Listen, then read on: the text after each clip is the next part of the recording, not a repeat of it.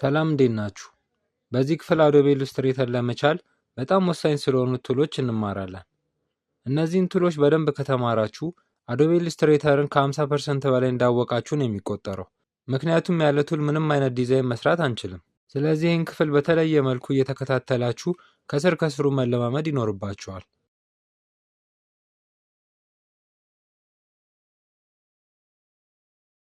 እሺ፣ በመጀመሪያ ሁሉንም ቱሎች በአንድ ላይ ይዞ የምናገኘው በግራ በኩል የምናየው ቱልባር ነው።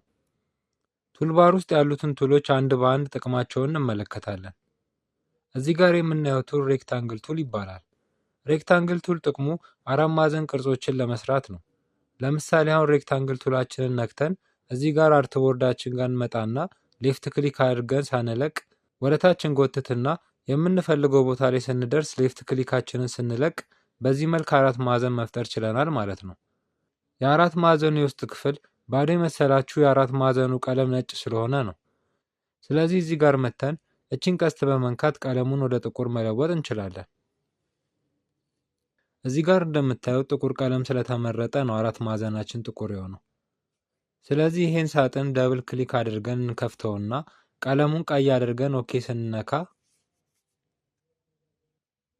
እንደምታዩት አራት ማዕዘናችን ወደ ቀይ ተለውጧል።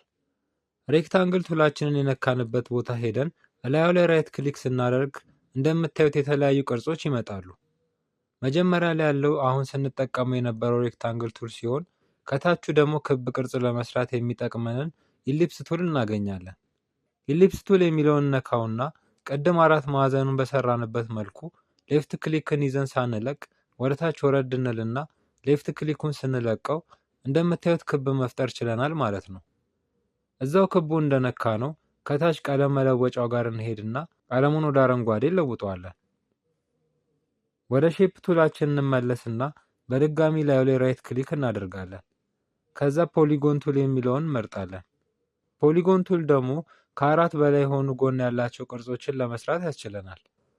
ፖሊጎን ለመስራት ቅድም አራት ማዕዘኑንና ክቡን በሰራንበት መልኩ በሌፍት ክሊክ ይዘን ሳንለቅ ወደታች ወረድ ብለን ሌፍት ክሊክን መልቀቅ ነው። ከዛ ቀለሙን ወደ ሰማያዊ እንለውጠዋለን። አሁንም በተመሳሳይ መልኩ ሼፕ ቱላችን ውስጥ ስታር የሚለውን መርጥና ኮከብ ቅርጽ መስራት እንችላለን። የኮከቡን ቀለም ደግሞ ወደ ቢጫ እንለውጠዋለን።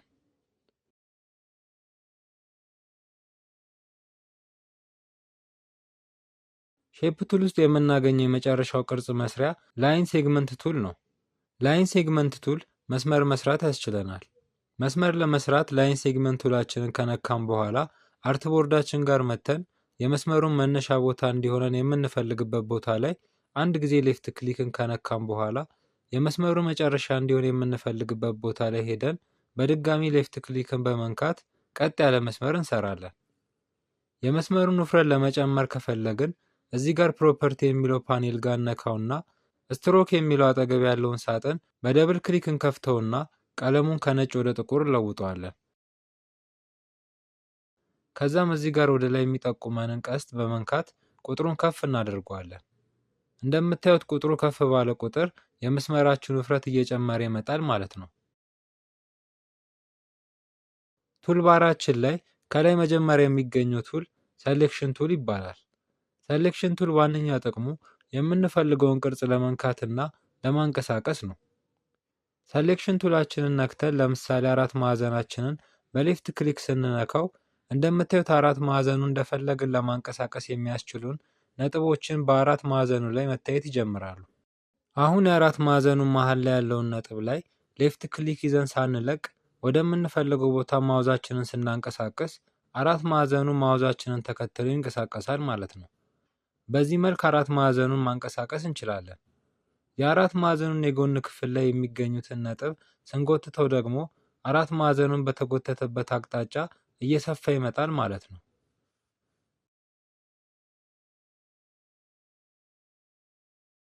ከታች ያለውንም ነጥብ በመጎተት በተመሳሳይ መልኩ ወደ ታች አራት ማዕዘናችንን ማስፋት እንችላለን።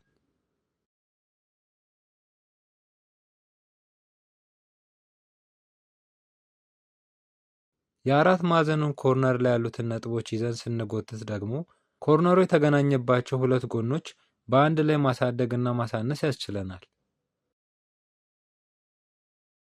አሁን ባየነው መልኩ ሌሎቹንም ቅርጾች እንደፈለግን ማንቀሳቀስ እንዲሁም ማሳደግ እና ማሳነስ እንችላለን።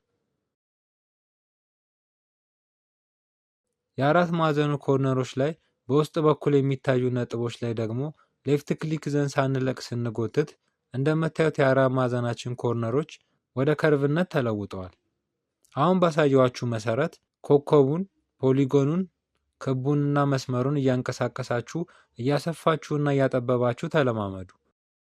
አሁን እያንዳንዱን ቅርጾች እየነካችሁ ኪቦርድ ላይ ዲሌት የሚለውን በመንካት ታጠፏቸዋላችሁ።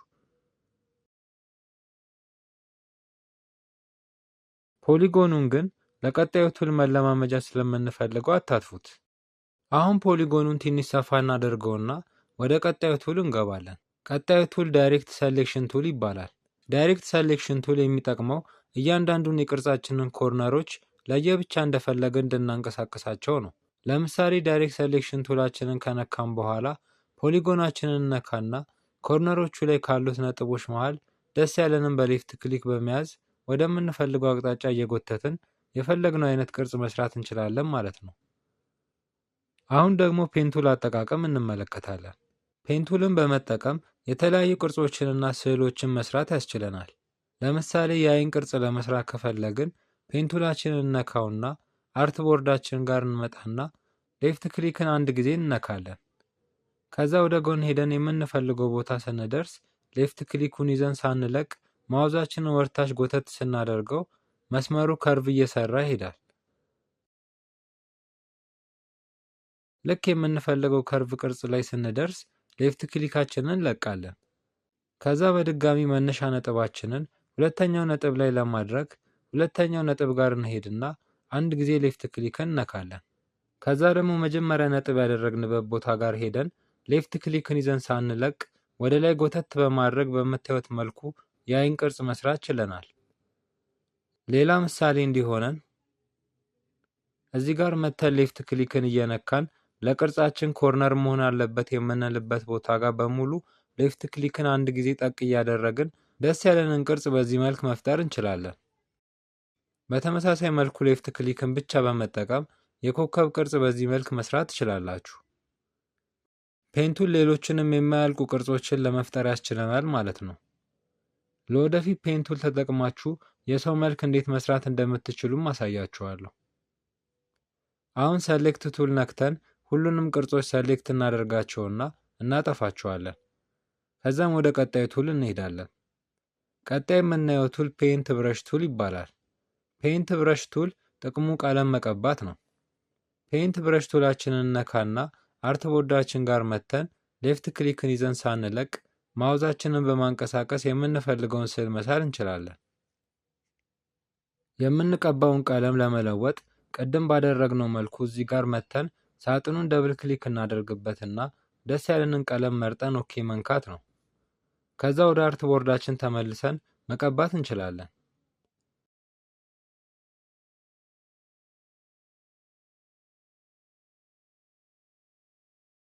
ብረሽ ቱል ላይ ሄደን ራይት ክሊክ ስንነካ ከፔይንት ብረሽ ቱል ጋር በተጨማሪ ብሎብ ብረሽ ቱል እና ፔንስል ቱል የሚባሉ ቱሎች አሉ።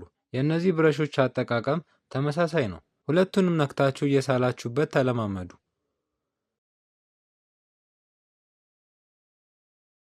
የብረሻችንን ሳይዝ ለማተለቅና ለማሳነስ ኪቦርዳችን ላይ ከርሊ ብረስ እነካለን። እንደምትመለከቱት እዚህ ጋር ብረሻችሁን እያተለቃችሁትና እያሳነሳችሁት መቀባት ትችላላችሁ። አሁን በሰሌክሽን ቱል ሁሉንም ሰሌክት አድርገን በድሌት እናጠፋና ወደ ቀጣዩ ቱል እንሄዳለን። ቀጣዩ ቱላችን ታይፕ ቱል ይባላል። ታይፕ ቱል ዲዛይናችን ላይ የፈለግነውን አይነት ጽሑፍ እንድንጽፍ ያስችለናል።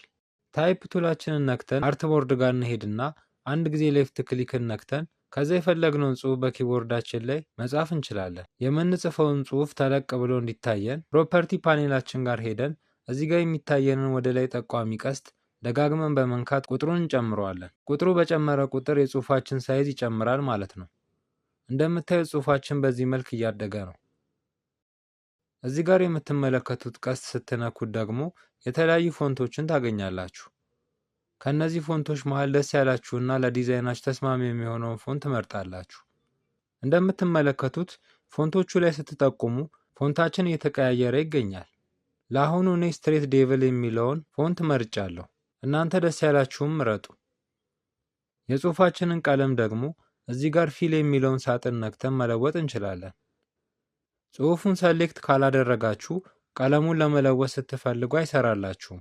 ስለዚህ በስህተት ጽሑፋችሁ ከሰሌክሽን ከጠፋባችሁ ታይፕ ቱል እንደነካችሁ ጽሑፋችሁ ላይ ሌፍት ክሊክ ይዛችሁ ሳትለቁ ወደ ጎን በመጎተት ሰሌክት ማድረግ ትችላላችሁ።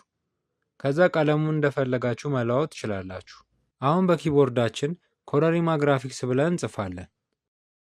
ከዛ የመጀመሪያውን 2 ፊደሎች ብቻ ሰሌክት እናደርግና ፊል ጋር ሄደን ቀለሙን ወደ ቀይ እንለውጠዋለን። እንደምታዩት ሁለቱም ፊደል ለይተን ቀለማቸው መለወጥ ችለናል። አሁን ለልምምድ እንዲሆነን ሌሎቹንም 2 ፊደሎች ሰሌክት እያደረግን የተለያየ ቀለሞች እንሰጣቸዋለን።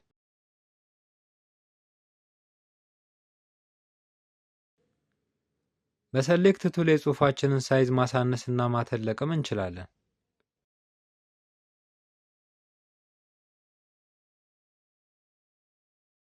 ቀጣይ የምንመለከተው ቱል ደግሞ ሮቴት ቱል ይባላል። የዚህን ቱል አጠቃቀም በምሳሌ በደንብ እንድንማረው መጀመሪያ አንድ 4 ማዕዘን እንፍጠር።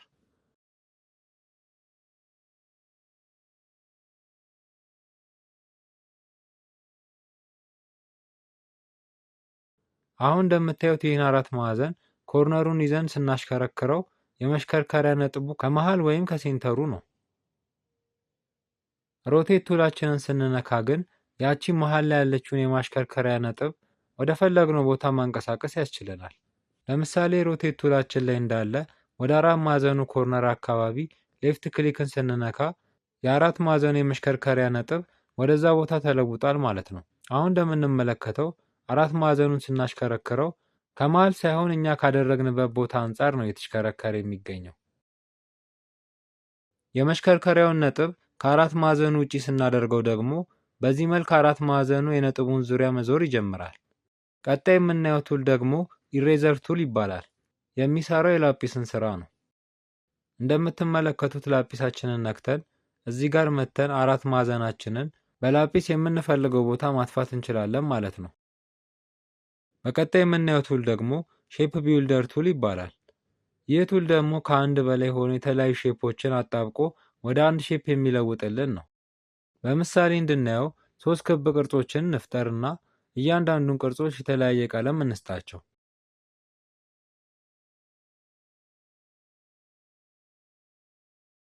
አሁን በሰሌክት ቱል 3ቱንም ክቦች ሰሌክት እናደርግና ሼፕ ቢልደር ቱላችንን ነክተን እዚህ ጋር ሌፍት ክሊክ ይዘን ሳንለቅ 3ቱንም ክቦች ላይ እናሰምራለን።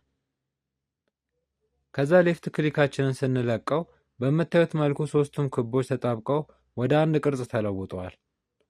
አንድ ቅርጽ ሲሆን የሶስቱም ቀለም መውሰድ ስለማይችል ከሶስቱ መሃል መጀመሪያ ላይ ነካችሁትን ቅርጽ የእሱን ቀለም ይወስዳል ማለት ነው። እኔ ለምሳሌ ከሶስቱ ክቦች መሃል ቅድም የነካሁት ሰማያዊ ክብ ስለሆነ አዲስ የተፈጠረው ቅርጽ ሰማያዊ ሆኗል። በቀጣይ የምንመለከተው ቱል ደግሞ ግሬዲየንት ቱል ይባላል። ግሬዲየንት ቱል ጥቅሙ የተለያዩ 2 እና ከ2 በላይ የሆኑ ቀለሞችን በማይረብሽ መልኩ አንድ ላይ ብሌንድ አድርገው እንዲቀመጡ ነው። ለምሳሌ ግሬዲየንት ቱል ነክተን ሼፓችን ላይ ሌፍት ክሊክ ስንነካ ከጥቁር ወደ ነጭ ስሙዝሊ የሚዘዋወር ቀለም ፈጥሮልናል። አሁን በነጩ በኩል ያለውን ነጥብ ላይ ደብል ክሊክ እንነካና እዚህ ጋር ፕሮፐርቲ የሚለው ጋር መተን የቀለም መለወጫውን ከፍተን ቀለሙን ወደ ቀይ እንለውጠዋለን።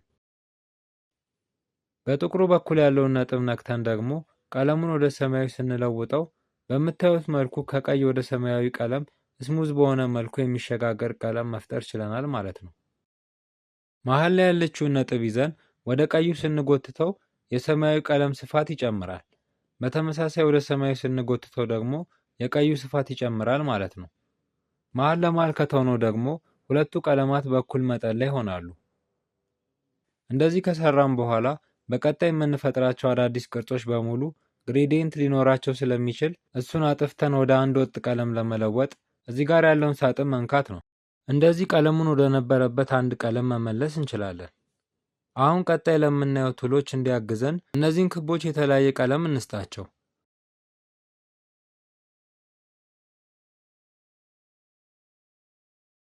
በመቀጠል የምናየው ቱል አይድሮፐር ቱል ይባላል። አይድሮፐር ቱል ቀለሞችን በፍጥነት ከተለያዩ ቦታ ለመምረጥ ይጠቅመናል።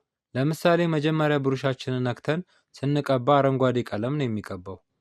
እኛ ግን ሰማያዊ መቀባት ከፈለግን አይድሮፐር ቱላችንን ነካና ሰማያዊ ጋር ሄደን አንድ ጊዜ ብቻ ሌፍት ክሊክ እነካለን።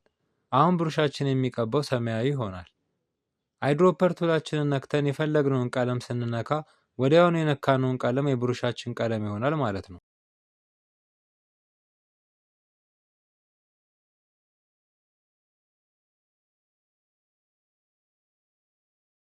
አሁን ሁሉንም እናጥፋውና ወደ ቀጣዩ ቱል እንሄዳለን። ቀጣዩ ቱላችን ዊድዝ ቱል ይባላል። ዊድዝ ቱል የሚጠቅመን ለመስመሮች የምንፈልገው ቦታ ላይ ስፋት ለመስጠት ነው። ለምሳሌ እንዲሆነን በላይን ሴግመንት ቱላችን አንድ መስመር እንሰራለን።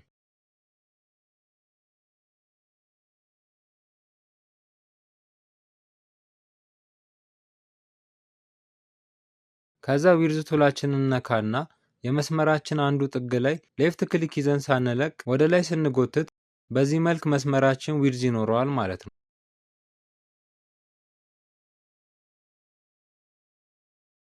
አንድ ተጨማሪ ምሳሌ እንመልከት። በመጀመሪያ ፔን ቱላችንን ነካና እንደዚህ አይነት ቅርጽ እንሰራለን።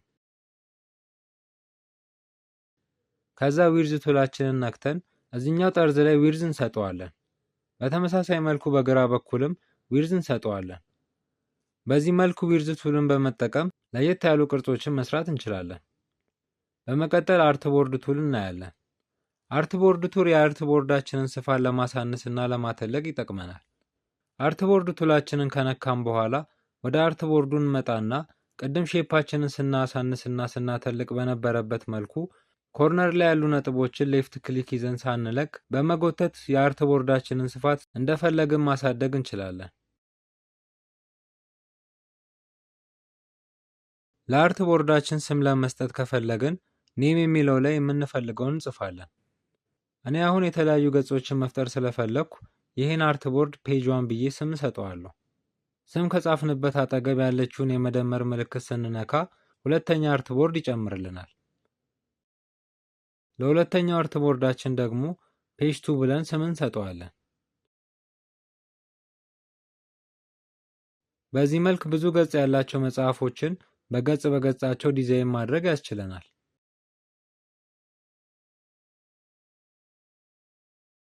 የምንፈልገውን ገጽ ለማጥፋት ደግሞ አርትቦርድ ነክተን ከመደመሩ አጠገብ የምናገኘውን የገንዳ ምልክት መንካት ነው።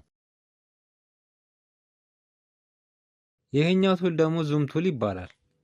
ያው እንደምታውቁት ዙም ቱል እንደ ስሙ ዙም ማድረግና ወይም ማጉላት ነው ስራው። ለማጉላት በቀላሉ ዙም ቱልን ነክተን ማጉላት የምንፈልግበት ቦታ ሌፍት ክሊክ በመንካት ማጉላት እንችላለን። ሌፍት ክሊክን ደጋግመን በነካን ቁጥር በጣም እየጎላ ይሄዳል። ያጎላኑን ወደ ኋላ ለመመለስ ደግሞ ራይት ክሊክ እናደርግና ዙም አውት የሚለውን በመንካት ወደ ኋላ መመለስ እንችላለን። ወይም ደግሞ በቀላሉ ኪቦርዳችን ላይ አልተን እንይዝና አልተን ሳንለቅ ወደፊት ማውዛችንን ስክሮል ስናደርገው ያጎላል፣ ወደ ኋላ ስክሮል ስናደርግ ደግሞ ያርቃል ማለት ነው። ይህን ቪዲዮ ሳታቋርጡ እስከ መጨረሻው ተምራችሁ እዚህ ጋር በመድረሳችሁ በራሳችሁ ልትኮሩ ይገባል። ምክንያቱም ትምህርት ጀምረው በቆራጥነት ሳይሰለቸው የሚጨርሱ ሰዎች በቁጥር በጣም ትንሽና ለመማር ከፍተኛ ፍላጎት እንዲሁም ዓላማ ያላቸው ብቻ ናቸው።